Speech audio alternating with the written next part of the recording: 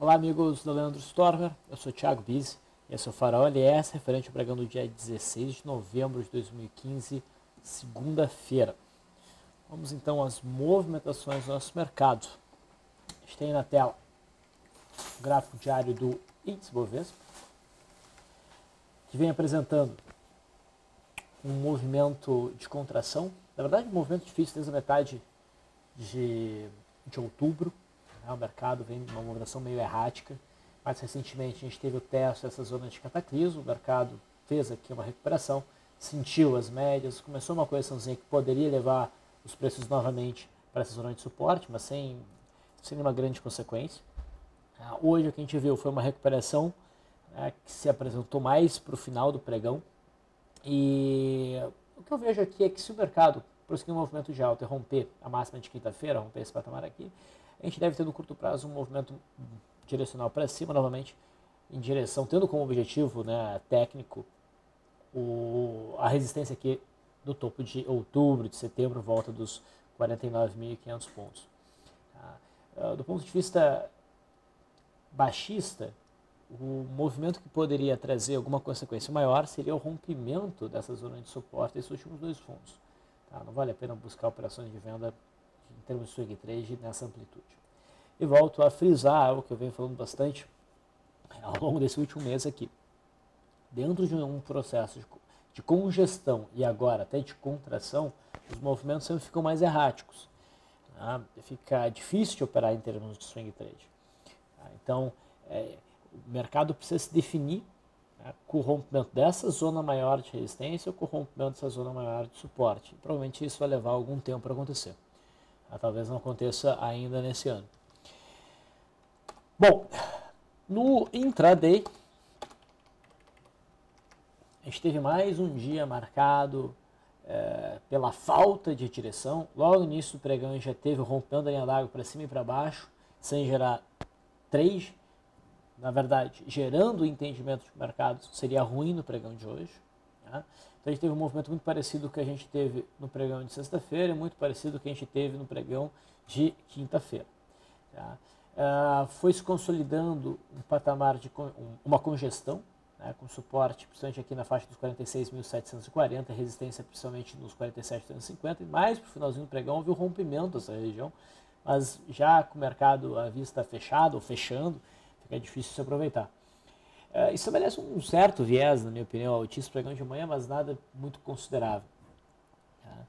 Então, ficamos novamente esperando a abertura de amanhã para poder estabelecer o cenário do próximo pregão. É difícil estabelecer com as movimentações do pregão de hoje. No mercado americano, se vocês bem lembram, vamos até começar pelo gráfico do S&P 500 futuro.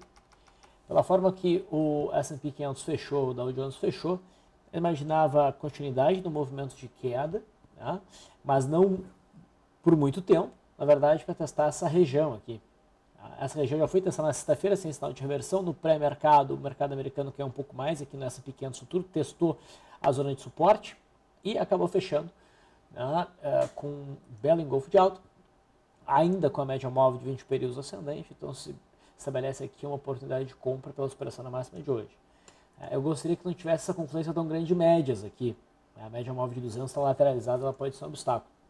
Mas apesar disso, como o viés do mercado americano é altista, isso pode ser tratado como uma oportunidade boa. E a expectativa é que o mercado venha testar o topo anterior, que foi formado nessa virada de outubro para novembro, e provavelmente prossiga um pouco mais para testar o topo histórico. O índice Dow Jones chegou bem próximo da retração de 0,182, e quando o mercado à vista do mercado americano começou a operar, o futuro do S&P 500 já tinha feito um movimento de queda e já tinha se recuperado em boa medida.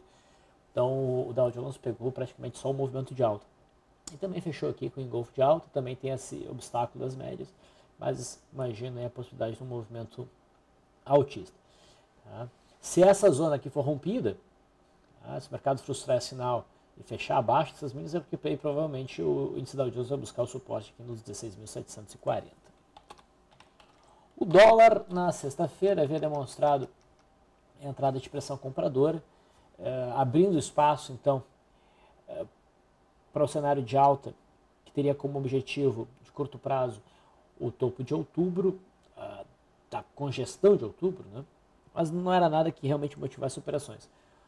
O pregão de hoje não conseguiu romper a resistência intradiária que segurou os preços na sexta-feira. A gente teve aí um pregão de queda. Não define nada, não é ponto para venda nem nada. A gente segue aguardando o rompimento ou desse suporte ou dessa resistência. Olhando o intraday, a gente vai lembrar que na sexta-feira o mercado fechou em cima da resistência do topo do dia 6, que no curto prazo era a resistência mais significativa.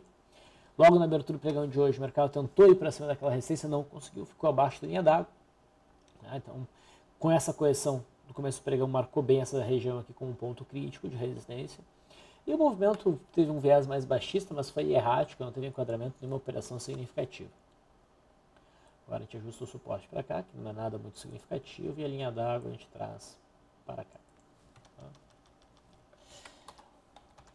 No juro, a gente também teve entrada de pressão vendedora, que nos faz ajustar a resistência para cá, a resistência de curto prazo em 15.655. A gente segue aguardando um sinal mais forte de abertura de bandas, coisa que ainda não aconteceu. Indo para as ações, a Vale ignorou a alta de sexta-feira, né, como um sinal para uma formação de um fundo. A gente já imaginava isso, fechou num candle baixista engolfando a alta de sexta, e provavelmente essa queda vai ter continuidade no pregão de amanhã, com o objetivo no fundo aqui de agosto, entre 12,28, ponto crítico, e a mínima lá em 11,88. A Vale 3 estava em cima de um suporte, volta a testar essa zona de suporte, e a Brap, que tem correlação com esses papéis, e era o papel que tinha a melhor condição para desenvolver um movimento de queda, como a gente comentou ao longo desses últimos faróis, prosseguiu, intensificou bastante o movimento de queda, teve uma queda hoje de 13,38, intensificando o movimento abaixo do fundo de agosto. Inclusive gerando uma operação de day trade hoje, rompendo esse retângulo, ao mesmo tempo que rompeu a linha d'água, fez um pullback e depois foi embora.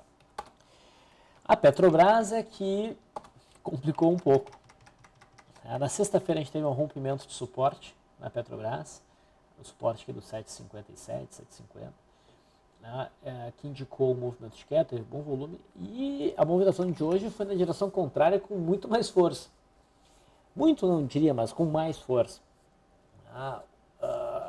Então botou em risco aí o trade short, se aproximou bastante do stop, não estopou ainda.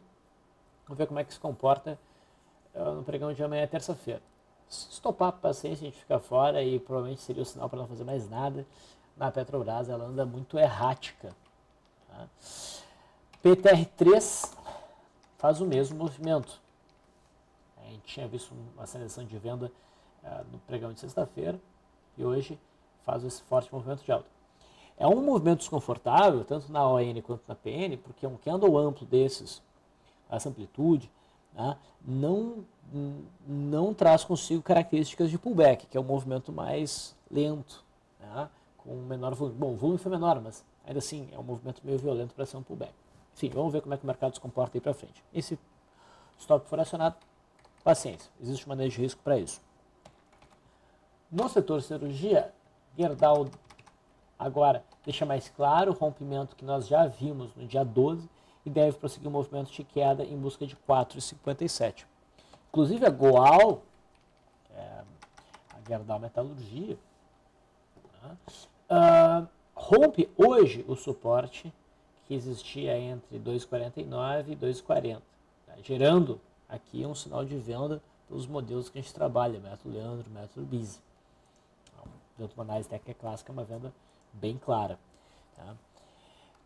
O setor como um todo está ruim, né? A CSNA também acionou o gap de fuga baixista de sexta-feira. O acionamento era meio complicado, porque ficava aqui em cima da média móvel de 21 períodos, mas o candle de hoje é interessante. A gente tem um candle de indecisão, um corpo muito pequeno, que fica exatamente em cima do fechamento de sexta-feira, com uma mínima muito próxima também. Então isso aqui pode fazer o papel de uma barra branca ignorada se o mercado perder a mínima. Então a perda mínima do pregão de segunda-feira é, para terça-feira agora, no próximo pregão, né, o pregão no qual vocês estão ouvindo esse farol para se basear, seria um sinal mais interessante que a própria perda de sexta.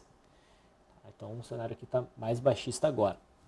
E a Uzi Minas, né, também rompe o fundo de agosto, rompendo então o suporte com 2 testes.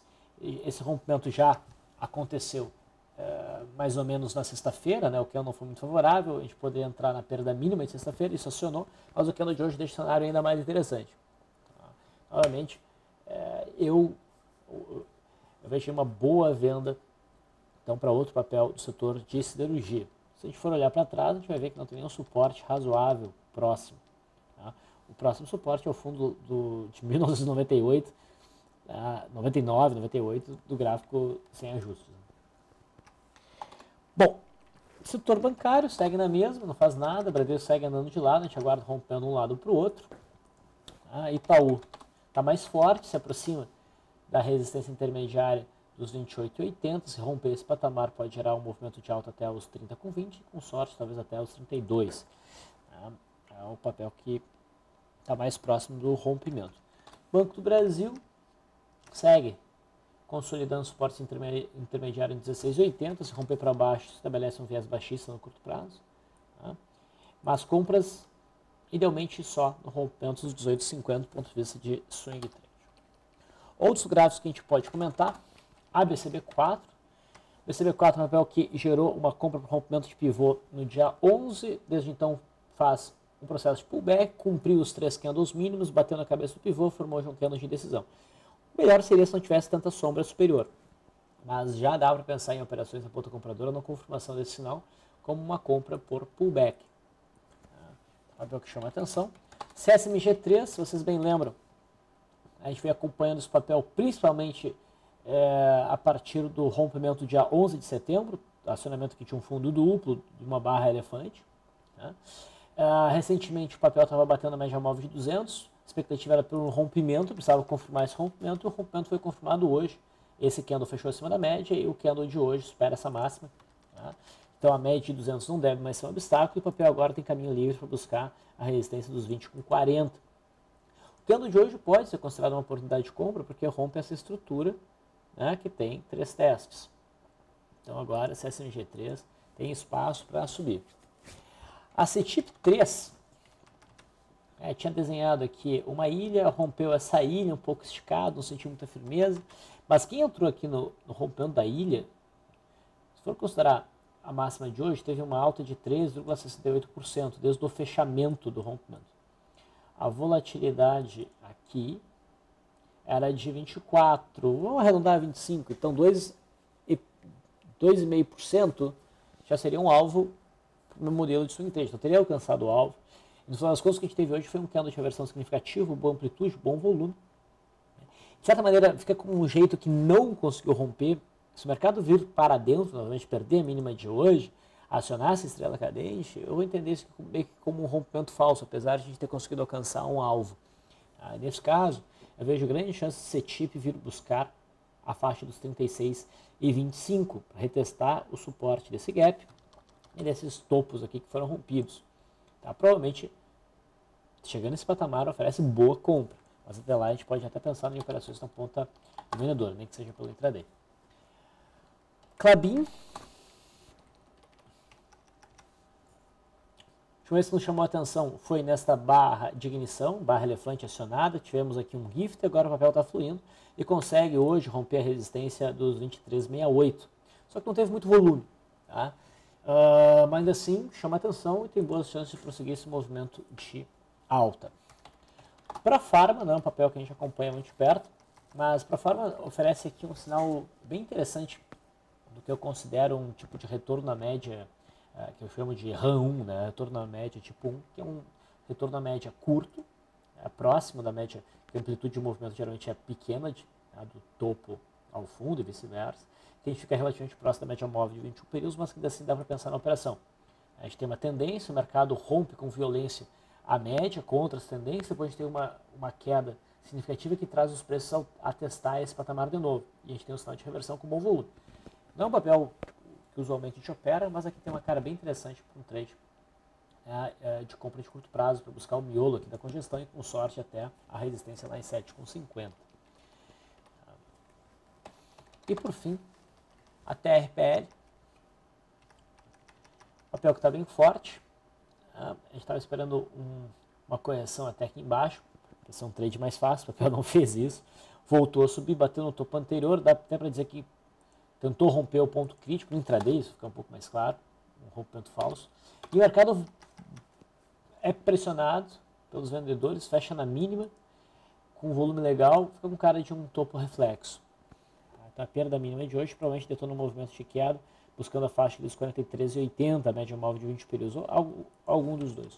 Tá? Então não seria uma operação de swing trade muito tranquilo na venda, mas é um papel que provavelmente vai desenvolver um movimento de queda, talvez até aproveitável pelo gráfico intradiário.